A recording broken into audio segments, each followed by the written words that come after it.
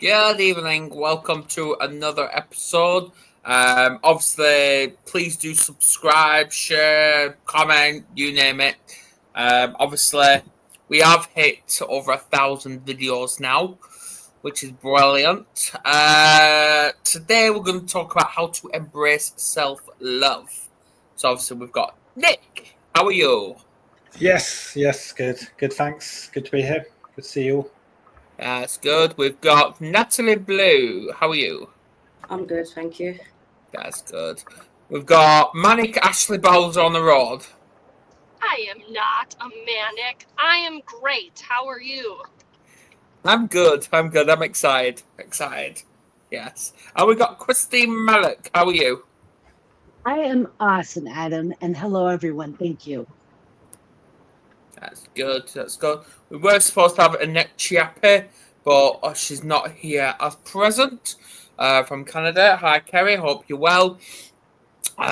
So today, embracing self-love. Now, this is obviously more up Ashley Street, but obviously she can't focus fully. So she's multitasking, which is brilliant. I can still speak. It's fine. I just won't be able to view the camera like I normally do. But I know. yes, this is more up my direction. So, how would you like to kick us off, Ashley, then, about self-love? Like, why do we not love ourselves, but we choose to love others, if that makes sense? Well, that's a very interesting question, and very accurate. I think most times, as far as self-love is concerned, we end up self-loathing ourselves because of what the world tells us we are not, or the world tells us we are something. But most times it's something that's negative and not anything positive. It's the environment that we've grown up in. It's our parents, it's our extended family, relatives, whoever it is. It's our friendship circles. It's a lot of things. And we take those negative comments that people can make towards us and we begin to attack ourselves. We are our own worst critics. We attack our body image. We attack our mindsets. And we also begin to attack our worthiness and enoughness. That's what I've got so far in my head as far as that is concerned. But it definitely takes a dedicated effort to reframe our mindsets regarding how we can begin to love ourselves. So So, the question for each of you is, do you love yourselves? If so, why?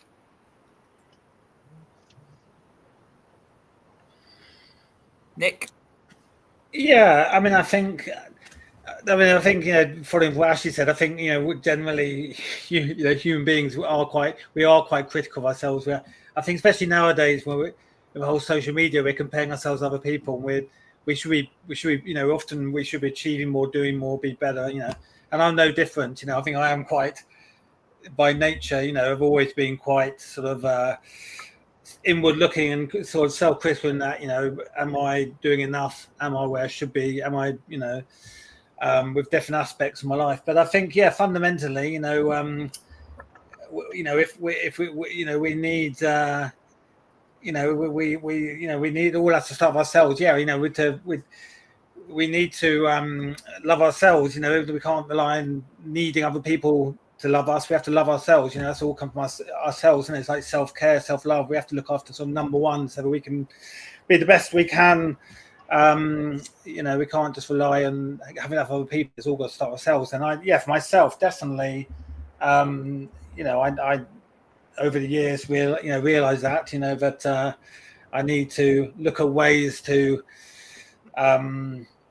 to appreciate, the good qualities about myself and about who I am and relationships I have and what I'm achieving and all these different things. So yeah, I think it is actually, it is a priority for me to try and do that more. It's an ongoing thing, but yeah, I think because if we have that self-love and that self-care, then we feel inspired to do more, and then we can be a better person, help, and be better to have our people in a better relationships. It all sort of leads on from that. So I think everything starts from having good self-care and self-love. Yes. How about you, Christine? Do you love yourself? If so, why? I do love myself. Absolutely. Why? Because I am a strong, powerful woman, because that is what keeps me going. But in Ashley really hit the nail on the head, okay, in what she said, where we find our love and what we define it as. Love is not a one and done thing, and it is not defined by our past, our relationships, our family, our parents, our grandparents, our school friends, our older friends. It is a constant daily reminder that, so I mean, I can love myself today and then wake up tomorrow morning and go, oh my gosh, that pimple that I have there, that beauty mark there. But it's a matter of bringing myself back to, why do I love myself? Who am I when I love myself?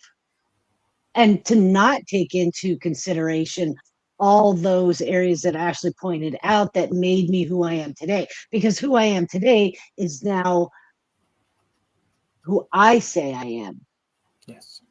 Not because of my parents, not because of my grandparents, not because of my 2 marriages, but because of who I say I am. That to me is what self-love is. And yes, I love myself every single day. Now it goes in and Ashley, out, absolutely, but I do love myself every single day. Ashley, go on, do you? If so, why? Well, to be honest, it has taken a while, I think, to get to that self-love part because of allowing the opinions of others to dictate who I am, and hide who I truly am, because I was always told, you're too much. And maybe it wasn't like an outward speaking of you're too much, but it was more of that silent. You're too emotional. You're too loud. You talk too much. Like those types of would like hear or take on personally.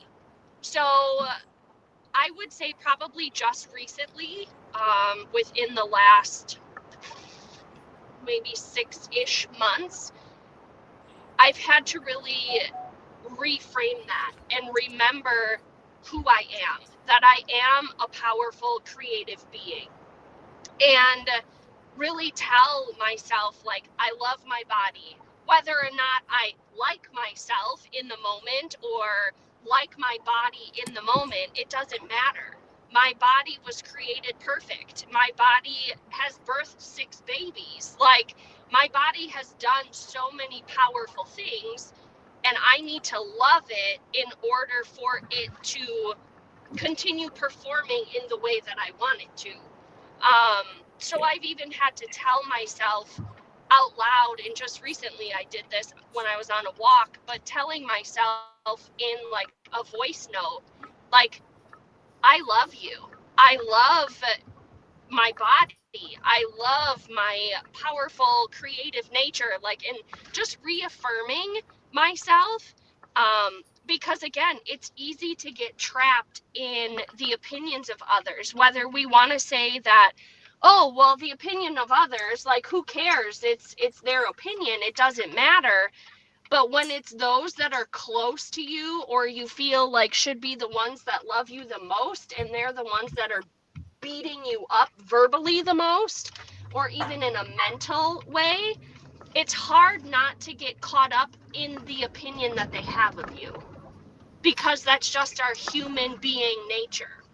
So, yes, I do love myself, and I am very proud of what I've accomplished over the last how many years, because it is that creative, powerful being within me that is there, and I just need to tap into it. Absolutely. Natalie, do you? It's a good question. For me, self-love is a work in progress. For someone who has been self-destructive throughout their life, self-loathed, self-harmed, it's something that I had to do. I had to rediscover myself to know what love is, because I did not know what love was. I made the wrong decisions in relationships. I was just not cut out to have children, so I didn't have children because I didn't even know what love was. I didn't know where it was. But I know that finding love was not finding it in someone else or something else. That finding love was started to start within me. But I had to help myself recover. I'm still recovering. I'm learning. The past few years have been great. And yeah, every day I don't get up and say, I love you. I love you. I don't say that. But I know that I'm more confident within myself, and I know that I have to treat myself with respect, love, care, and I'm allowed to have bad days too. You know, I've just got that's what my self-love is. Yeah. All right. Do you feel like, and this is to everyone, including people in the comments, because I feel like it's needed to be asked. Do you think the trauma from not loving ourselves, or we were loving ourselves and our partners beat that out of us to the point we hate ourselves, do you feel like we carry that toxic experience into another relationship if people get into another relationship? And when it's shared, is that the start of something good or is it something bad? I'd say it's toxic, absolute toxic. Okay. I mean, if you got no love for yourself, and I found myself, I just was emotionally unavailable. I didn't want to break down my barriers. You carry it around with you, this suit of armor. It's like no one can penetrate it, and you got this like badass kind of attitude, and it's just not you, it's just who you have become. Yeah. But I think basically you got to really look at that, because I decided not to go into relationships now because of who I was, and why should anyone suffer because of what I think or what I've done to myself. So I kept away from relationships for the past few years now, and and I'm recovering in that sense, and then I'll be ready when I'm ready. Yeah. What do you guys think? Nick, Christine, Ashley, everyone comments? Yeah, I think baggage is obviously I think it carrying baggage forward in life, if it's not positive baggage, obviously it's never a good thing. And certainly when I was young in my teens, I didn't have high self-esteem, and I thought no one would listen to me, so I was really quiet and introverted because I thought no one would care what I had to say. And that sort of belief grew into sort of I guess I didn't have much self-esteem, so I didn't have much self-love, but I just thought no one cared about what I had to say. I was just inconsequential. But then obviously I carried that forward to when I met people, and it obviously then brought self-fulfilling prophecy. Because in a way you have that baggage, then you create the situation. You're creating the outcome that you think is going to happen by having the baggage.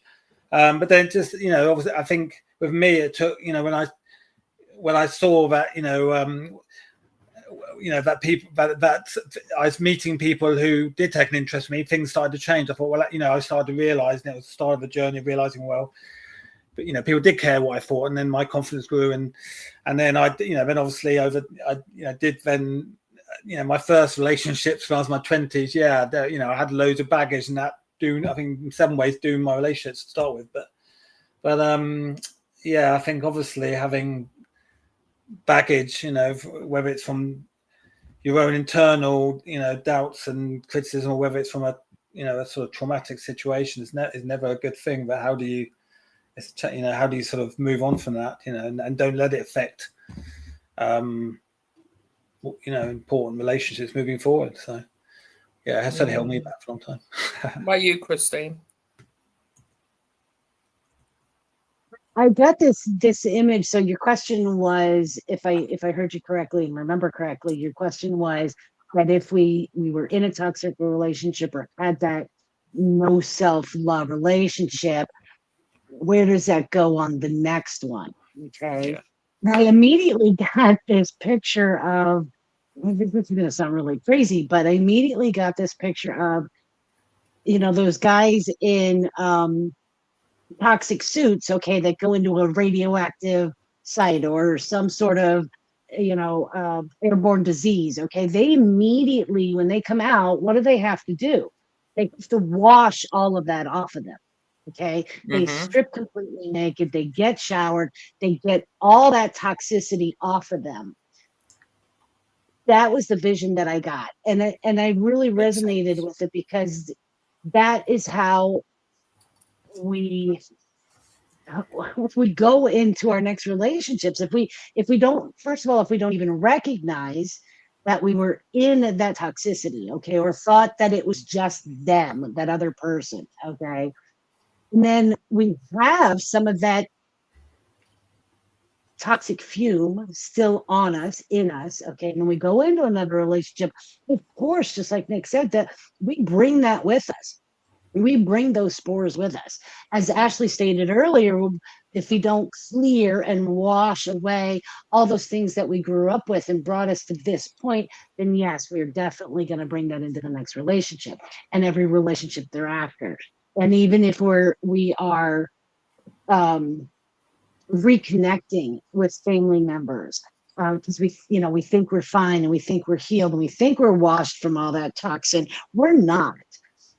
It's in our best interest, not only for ourselves, but that person that we may be coming into a relationship with, to get clean, get all that toxicity off of us, whatever it takes, whatever it looks like.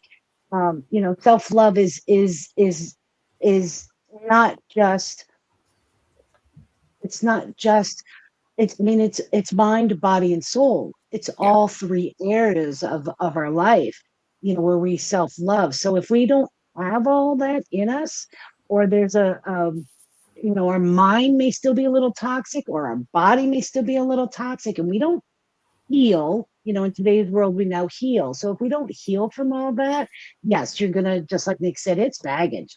It comes in, and that relationship, the next relationship is almost doomed, especially if the other person has no idea what they're breathing. Okay.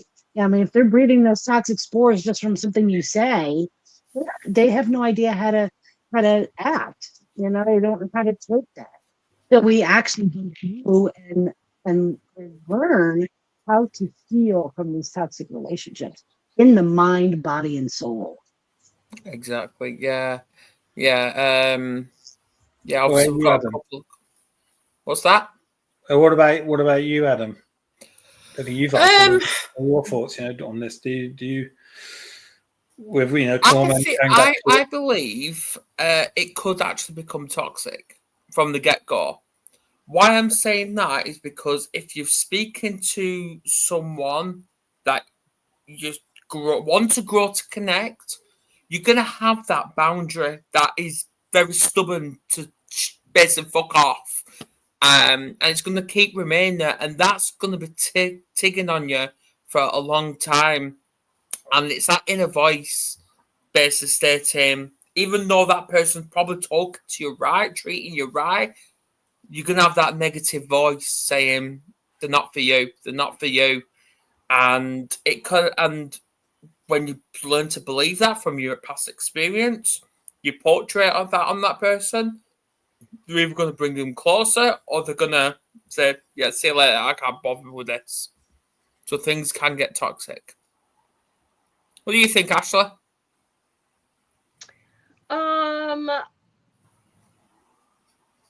I agree that things can get toxic, But at the same time, if you're willing to do the work, and you're willing to do the work, not just inner work yourself as far as the inner healing, but also the inner work with a spouse or boyfriend, girlfriend, whatever it is, if you're willing to do that work then together, and you're willing to own the responsibility of your part in the toxicity and carrying the baggage, I think a relationship can go from toxic to healthy.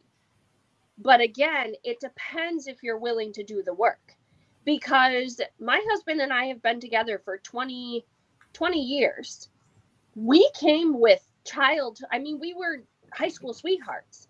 We came with baggage, friends. Like childhood baggage still going on early in our relationship with his biological mom and family and all of that. And we've had our ups and downs in marriage where, quite honestly, people didn't think we were going to make it past engagement. But 5 years in was probably our worst years of marriage. And I tell everybody, year 5 is probably the worst years of marriage, because really more stuff starts to reveal itself. And you've been with each other long enough to know the quirks and the ins and outs of each other. And if somebody is dealing with pride and ego, and whether or not they're willing to surrender it, like kids start to enter the mix, like all sorts of things, which then brings up a whole new level of just trauma, if you will, or can, because you're thinking of like past things that have happened to you, or you're triggered by things that you never thought were going to get triggered until you have kids, or until you're fighting about sex for the first time, or you're fighting about whatever in a relationship. And then again, it's whether or not, okay, how can we do inner healing with ourselves? How can we recognize I'm being triggered by this because it's bringing my own baggage? How can I heal that? How can I close that door? How can I begin to love myself so that doesn't trigger me anymore? Knowing that my value doesn't come from my spouse, knowing that my value doesn't come from anybody outside of my marriage, period, other than the one who created me. Like, it's a process. So I think toxicity can become healthy, again, if you're willing to take the responsibility, own the stuff come with, and then heal from it. And that's what Kerry's put, because she put, when you haven't been taught to love yourself, it's hard to learn it. Again, it's all about if you find the right partner, they can help you move forward from a toxic relationship. Yeah. I think that's what Ashley was saying in layman's terms, basically. Now, Adam, here's a question for you that you never answered. Do you love yourself, and why? I've not always loved myself. I can admit that. I've hated myself. But to be honest, I do. I do love myself because I'm me. I'm me. And the only person that can change me is me. And the only person that can dictate whether I live in the past, the present, or future is me. And of course, I'm going to have all these boundaries coming towards me, all these barriers, all these toxic challenges. But it's up to me to control all that. And yeah, I'd rather got that mindset where I'm going to live and love life rather than let life live me. There you go. Does that answer your question? Yes. Thank you. I'm a badass. There you go. There you go. So yeah, please do share this, everybody. So anyone can just come in with a question if you want. Could be anything. Well, I was interested to know, like Ashley, mostly you. So self-love and self-care, you know, obviously there's an overlap there, you know, if self-care, what and you're the self-care mama, you're sort of, obviously that's the thing you do is that, help people prioritize more self-care in life. Where do you see that distinction? Is self-care and self-love essentially the same thing? Just how do you see it in your, when you sort of help people, put more self-care into life? Does that always include self-love, or is it a separate thing? I'm just interested in your thoughts, because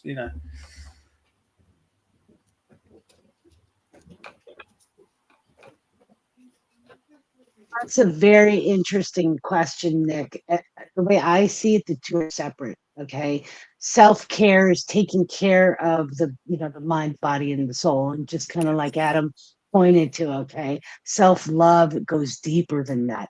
It is that one of the things that Ashley and Nick pointed to, but didn't come right out and say, is what makes their relationship so strong, and to be able to go past that 5-year mark, and Adam to be able to go from that very toxic person that you were to having this awesome relationship with Carrie now.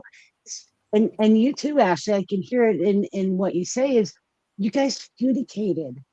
Okay, yes, it's a matter of recognizing, hey, I may be a little toxic here, and I got baggage and I brought all kinds of crap, but y'all found a way to communicate that. And I think sometimes that's missing in relationships. It's real easy to say, well, I'm just going to take care of myself. I'm going to do that self-care, or I'm going to do my self-love, and screw you. If you're committed to your partner, and just like Ashley pointed out, okay, she was committed to her partner, and her partner is committed to her. That's why they made it through, because they communicated. They worked on not healing themselves, but they worked on healing each other through communication and understanding. And yes, love, self-love, love for the partner. So yeah, to answer your question, Nick, I mean, there's definitely a difference. There you could, self-care could be, for women, we may go get our hair done and our nails done and go to a spa, take a bubble bath, buy ourselves flowers. Okay. There's plenty of self-care um, levels. Okay. It's completely different. I mean, you've got financial self-care, you've got mental self-care, you've got physical self-care, you've got spiritual self-care. Some of us, like to go out in nature. That's our self-care. That's where we can go and unwind and, do what we do. Okay. But self-love is completely different. Yeah. That's a good distinction. Yeah, absolutely. Good question. Sorry. No, go on, Natalie. Oh, sorry. In my experience, for me personally, self-care and self-care, self-love come hand in hand with me, because when I've always been there looking out for everybody else and forgetting about myself. You know what I'm saying? I've always been the one that people call to, and I've never had anyone do that for me. It's always me doing it. So in order for me to do it, I need to look after myself first, and that's what I learned over the last few years. I've learned that I have to, you can't pour from an empty cup. I've got to make sure my mental health is good, because I'm bipolar. So I've got to make sure my mental health is good, my spiritual, emotional, physical, to be able to do these tasks. If I spend all my time helping others, and even in relationships, sometimes you get needy, very needy people. They always want this, they want that. So they take.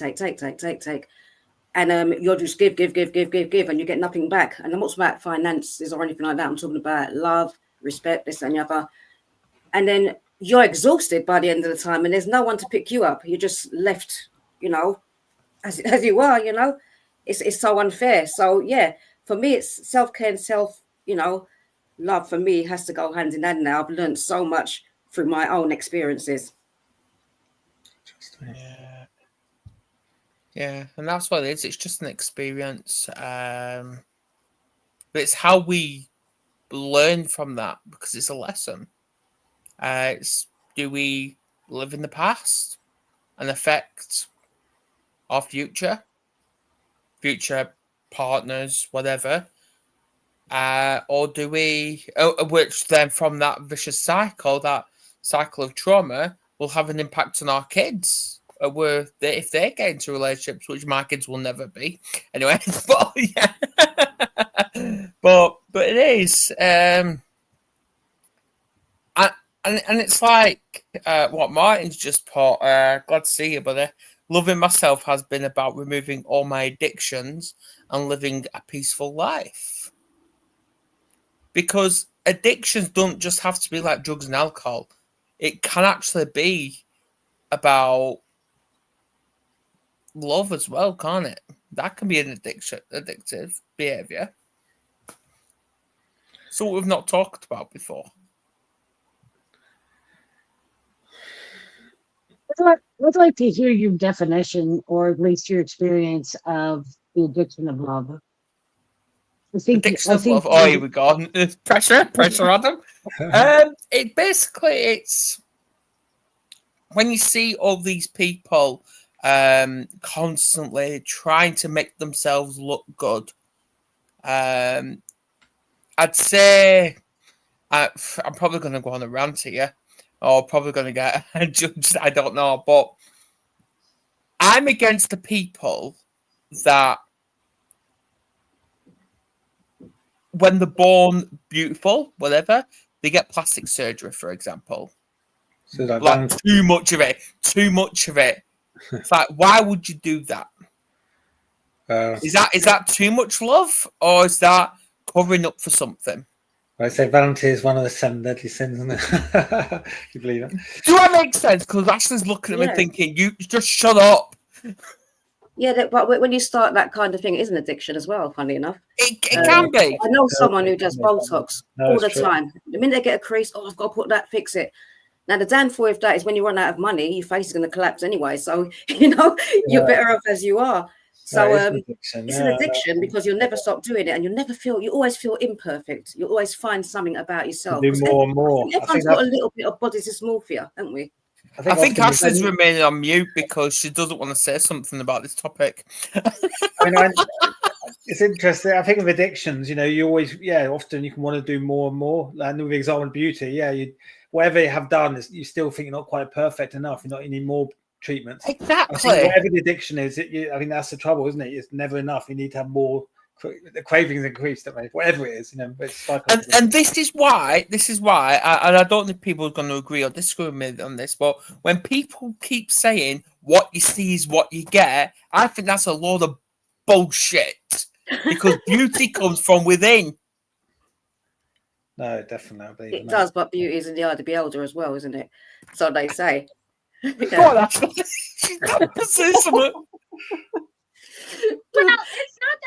it's not that it's an addiction to self-love, though.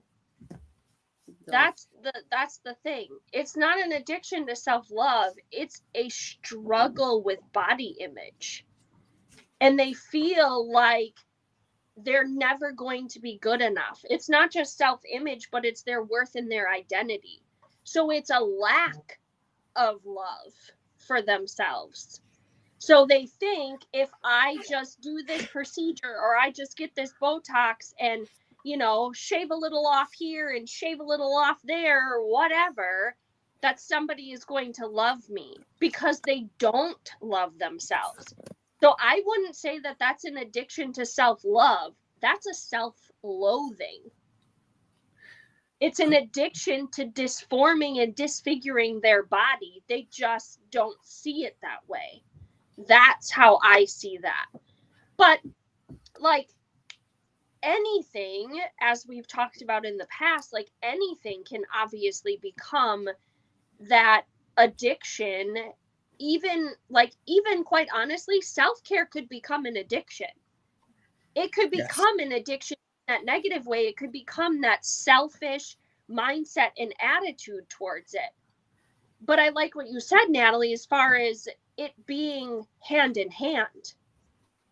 Because for me, as a mom with 7 kids, and I've got 6 of them here at home. She's breaking up now, guys. She's breaking up. Am I? Well, it's normally me. All of the things that are happening. Is it still choppy? You're No, it's okay okay. at the moment. It's okay. No. Carry on. Hang on a minute. No, carry on. You're okay now. You're okay. Okay, how's that? Is that You're better? fine. Okay. But anyway, like for me, with having all the things that happen at home, like you said, if you're not on your mental game and you're giving to everybody and there's no receiving, you're drained out, you're exhausted, you're burned out, you're short, you're angry, you're frustrated, you're resentful, you're bitter, you're all the things. But then when you can start saying and setting boundaries, goes back to the communication that Christine said, when you can communicate like, no, we're not doing that. No is a complete sentence. No, I'm not going to this function. No, I'm not available to help you. There's no explanations needed. Because when you take that no and you set that clear boundary with people, and then you take that time where maybe you're sitting with a hot cup of tea or a hot cup of coffee, or you're relaxing with a book that you want to read, taking the bubble bath. It doesn't have to just be these luxurious spa days, hair done, nails done, all of those types of self-care activities. It can be something so minuscule that you're getting your water intake for the day. You're moving your body, stretching, going for a walk, working out, whatever it is. Anything that's taking care of you is self-care. That's also, like you said, that form of self-love. And people, when you begin setting boundaries with them, they don't like that because they see you as the yes girl. She's just going to cave in and she's going to give me what I want because she doesn't know how to say no. And there's all these things and viewpoints of how people view you and see you and can use you because there hasn't been a boundary in place. So now all of a sudden when a boundary is set, they're like, oh, shoot. What do I do now? Because now they're left with taking ownership and responsibility of what they've done and created. And finally, you have the courage to say, no more, not today, because you love yourself enough to say, I'm not doing that. I'm no longer going to be the yes girl. I'm no longer going to be the one that everybody runs to. Because if you don't need me for something other than something, then we're just acquaintances. We're not really friends. Like, because a friend is going to check in with you when they don't need anything. They're going to show you love when they're not expecting to get anything in return. So those two definitely go hand in hand, for sure. Interesting. She was talking, but her lips weren't moving. I think Ashley's learned to be a ventriloquist. All right. Yeah.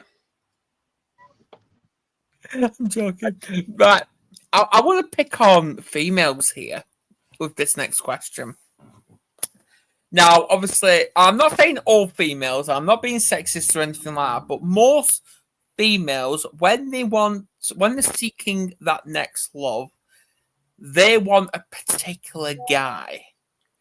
Tall, 6-pack, 8-pack, whatever, gym freak, badass, basically. Why? Is that to basically degrade the potential partners they could have? Or is that to increase their self-ego? Adam, I gotta ask you, Adam, what social media are you watching? I'm not the amount of people that I'm hearing this from is just barbaric. It really does. Yes.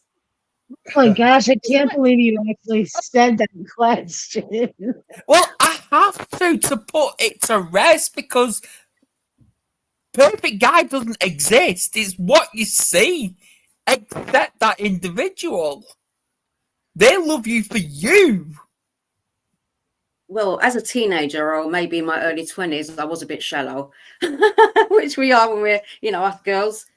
But as I got older, it's about a person who looks after themselves, someone who's who looks after themselves well, and you want someone who's balanced in a sense, because I'm not so balanced, but I mean, you want someone who's balanced, someone who's got good characteristics. I mean, I had a great father. He was he's a gentleman, and I've been like, the only problem with that is that you kind of like look for men that have those characteristics. He's handsome. He was tall. I don't know if he had a six pack. I didn't really look, but yeah. But when he died, it was a big impact, and from then I just couldn't. I just didn't want to go with anyone that wasn't like him. It's just that little daughter father. You might find that in your daughter yourself, Adam. That might happen. Their father is their first man they ever know, the first person they loved. But these days I don't do that. I'm not shallow as I was, but I do. I'm not going to just go out with someone who hasn't got any of it, doesn't tick all my boxes. I'm not talking about body or nothing. I'm talking about personality, character, that kind of thing. You know what I'm saying? Yeah.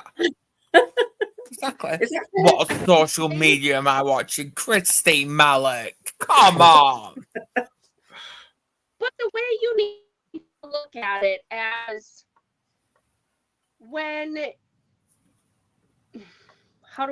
so society tells us from probably little on, find somebody who's tall, dark, and handsome, right? Because that's the vainness and the pride and the ego of society. But at the same time, it's also look at how the father treats the mother. And if you have a daughter, she's going to be watching that.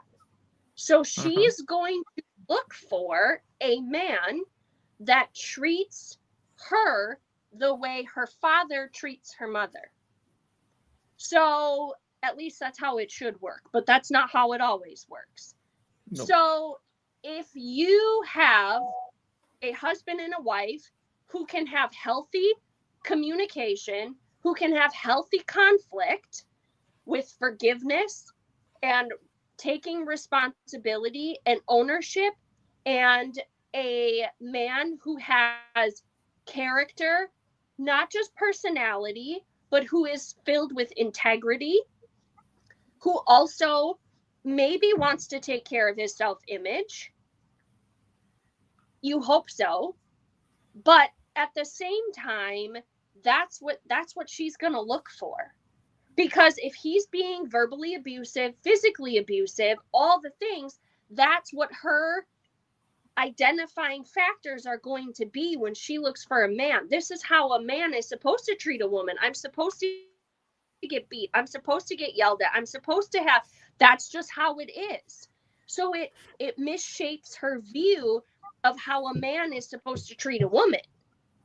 And then that's what she looks for. She looks for the badass, burly, biker looking, asshole. Let's just call it what it is. Because that's what that's the vision of a man that she was given as a little girl. But if you then turn it around and say, oh, well, a man is supposed to open the door for a woman. He's supposed to be the one that pays for dinner, like treats the woman with respect and love, doesn't abuse her. That's what she's also going to look for. She's not going to look for a weak man. She wants to look for a man who is strong in integrity and all of the things. And I feel like for me, as a married woman, I will sometimes remind my husband, the way you're speaking to me right now, if our daughter was married to a man that was doing what you're doing, how would you feel about that? I don't know. That's an ego and pride check to his inner whatever. Because I guarantee you, as a woman, if I found out that my son-in-law was treating my daughter-in-law that way, I better reel it back some, because it's not going to go well, okay? It's not going to go well. And even my oldest son, if there's times that my daughter-in-law comes to me with something and I'm like,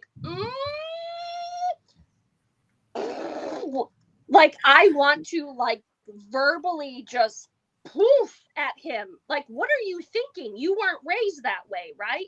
Mm-hmm. But at the end of the day, I also have to remember that they're married and that's their fight. That's not my fight. Like, she can come to me for advice and I can give it to her, but it's up to her whether or not she's going to use it or take it. So that's how that, I think, point that you're coming across as what women are looking for, that you're seeing, or people you've talked to, that's, I think, where the tall, dark, and handsome comes into play. Okay, I don't know how to respond to you, Ashley, anymore. Well, I'm just telling you. She's got that little bit of a psycho twin, though, hasn't she? I'm joking. Oh, you have no idea. You have no fury. Well, Christine, I know you want to say something. I'm not going to justify your question with an answer, okay? But I will point to this, okay? In my generation, now I'm 60 years old, okay? And I know every generation is a little different. But Ashley brought up a really good point, okay? I grew up with Barbie dolls. Now, who was Barbie's boyfriend? Ken. He was tall, handsome, 6-pack. So yes, that was our generation. G.I. Joe. I mean, you go back into that era, and that's what we grew up with. And that, yes, that is again that upbringing and our parents and our toys, and yes, all of that influenced who we became. That does not, because of everything that I've gone through and the life that I have lived, and the woman that you see sitting here that I not only love, but I respect, okay? Nick looks traumatized just as much as me. I'm not sure what I can add to this.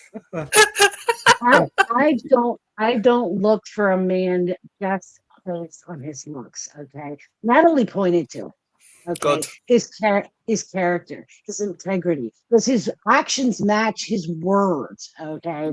Does he have his own boundaries, okay? Can he communicate? Is he funny? Okay, all that personality. Is he honest? Is he clean? Is he sober? What is his thoughts, feelings, and everything else around addictions? Because I do have those. Okay, they're there.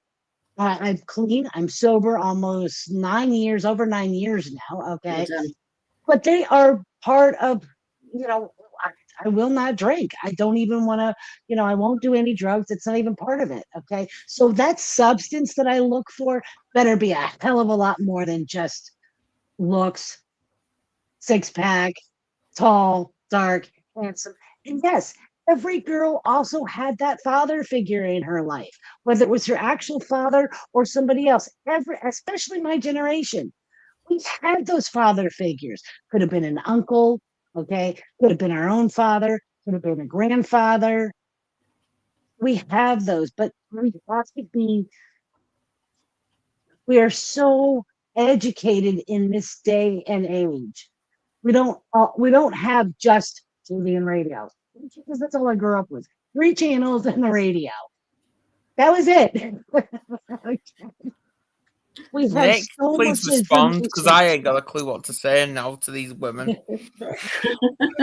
That's really. I mean, so talk about the male sort of thing. I mean, I'm looking at some male role models. So when I was growing up, I always looked up to my father because he's very charming, confident, a real charming guy. And he's always been in his life and real, charm at everyone. But I looked up to him. But and I still love him. But to honestly, I've always since the part when I grew up and I was no longer a child and I was in my teens, I always was determined to be nothing like him, because actually he was very charming, but he was also he ended up having 7 wives after he left my mother, and had a lot of younger than him. He wasn't a very nice, he's a very, person, so I think about sort of relationships, and sometimes I think, are people positive role models, whether, and are people, there's different layers to everyone, but whether it's a partner or your father, do you want someone who, will, I think, that will inspire you and be a good role model, with someone who'll be good for you and build you up, and, whether that's a partner, looking for the right partner, male partner, or for me, my dad, I sort of looked up to him, but, actually I don't want to be anything like him, I still have a relationship with him, but, because actually, he's not a good role model. And, I think that's, in life, I only want people that can, it's like the self-love thing. We need to be cheerleaders for ourselves, but, we want to have a good, healthy relationship with people who help us, a bit cheerleaders for us as well, because we want to, that's a good relationship where you can be cheerleader for that, but they can be cheerleader for you. It's that mutual support. But if people don't have that effect on you, then I think favorable effect. Then either way, it's just how we respond to situations, isn't it?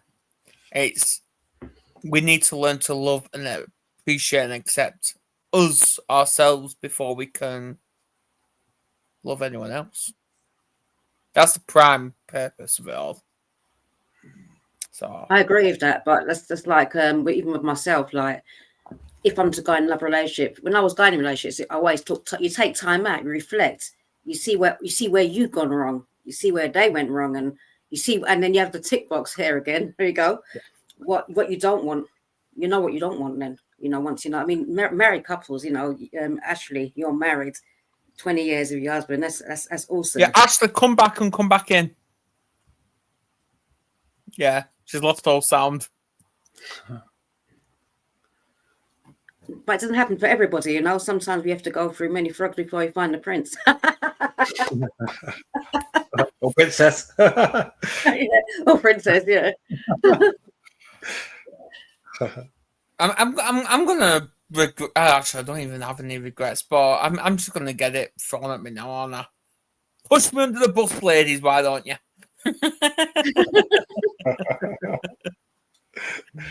But it's all right. It's all right. It's been a good discussion. It really has. But it shows that we can love ourselves, and as Ashley pointed out about self-care and stuff like that. Yeah. All right. Okay. Ashley's disappearing. She's skiving early. But obviously, obviously, we ain't going to be on shore now for the next 2 weeks. We're going to have a bit of a break. But yeah, we keep coming. We keep showing up. And welcome, Michael. Hope you're well.